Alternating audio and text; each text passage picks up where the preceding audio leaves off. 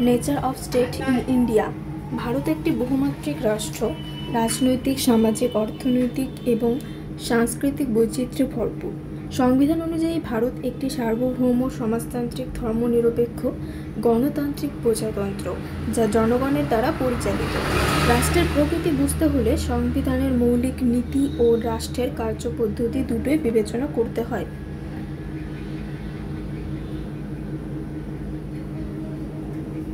সার্বভৌম রাষ্ট্র। ভারত একটি স্বাধীন ও সার্বভৌম দেশ। এর মানে হলো ভারত নিজের অভ্যন্তরীণ ও বৈদেশিক নীতি নিজেই নির্ধারণ করে, কোনো বিদেশি শক্তির অধীন নয়।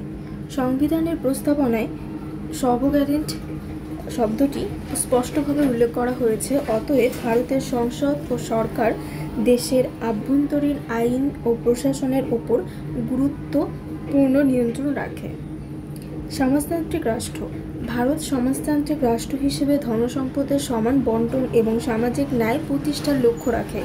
সমাজতন্ত্র মানে দরিদ্র, বৈষম্য, শোষণ ও অন্যায়ের অবসান ঘটিয়ে সমতা প্রতিষ্ঠা করা।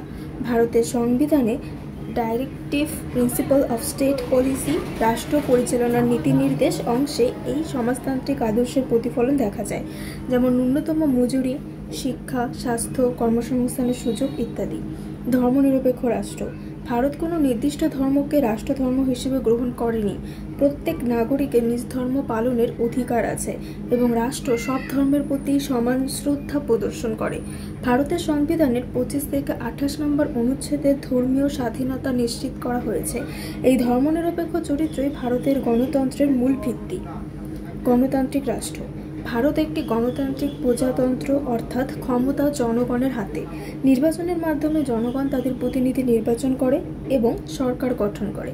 গণতন্ত্রের মূল নীতি হল by the people, of the people and for the people.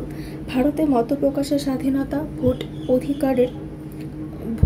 ভোটাধিকারের অধিকার, সংবাদ মাধ্যমের স্বাধীনতা ইত্যাদি গণতান্ত্রিক ব্যবস্থার প্রতিফলন। প্রজাতান্ত্রিক রাষ্ট্র। রিপাবলিক মানে হলো রাষ্ট্রপ্রধান জনগণের দ্বারা নির্বাচিত। ভারতের রাষ্ট্রপতি সংসদের সদস্যদের দ্বারা নির্বাচিত হন এবং কোনো রাজপরিবার বা বংশানুক্রমিক রাজত্ব নেই। এই প্রজাতান্ত্রিক ধারা ভারতের গণতন্ত্রকে আরও শক্তিশালী করে তোলে এবং সমতার নীতি রক্ষা করে। ফেডারেল রাষ্ট্র ব্যবস্থা। ভারত একটি আংশিক ফেডারেল বা কোয়াসি ফেডারেল রাষ্ট্র। এখানে কেন্দ্র ও রাজ্যের মধ্যে ক্ষমতার বিভাজন আছে, যেমন কেন্দ্রীয় তালিকা, রাজ্য তালিকা ও সমবায় তালিকা। তবে জরুরি অবস্থায় কেন্দ্রের ক্ষমতা বেশি থাকে, এই জন্য একে ইউনিটারি বিয়াসও বলা হয়। এই দ্বৈত কাঠামো ভারতের বহুত্ববাদী সমাজে প্রশাসনিক ভারসাম্য বজায় রাখে। কল্যাণমূলক রাষ্ট্র। ভারত একটি ওয়েলফেয়ার স্টেট, অর্থাৎ জনগণের সার্বিক উন্নতি ও কল্যাণ রাষ্ট্রের মূল লক্ষ্য।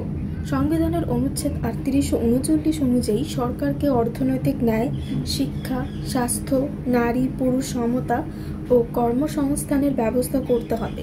এই কল্যাণমূলক নীতি সমাজে সামাজিক ন্যায় ও মানবিক উন্নয়নের একটি জোরদার করে। আইনের শাসন।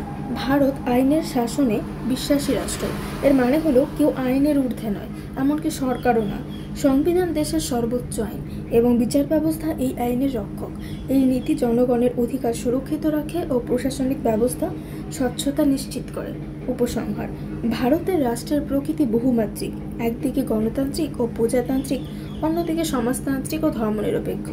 এই সংমিশ্রণ ভারতকে একটি আধুনিক, ন্যায়ভিত্তিক ও বহুত্ববাদী রাষ্ট্র হিসেবে গড়ে তুলেছে। সংবিধানই ভারতের রাষ্ট্র ব্যবস্থার মেরুদণ্ড, যা জনগণের স্বাধীনতা, সমতা ও ভ্রাতৃত্বের আদর্শকে বাস্তবে রূপ দিয়েছে।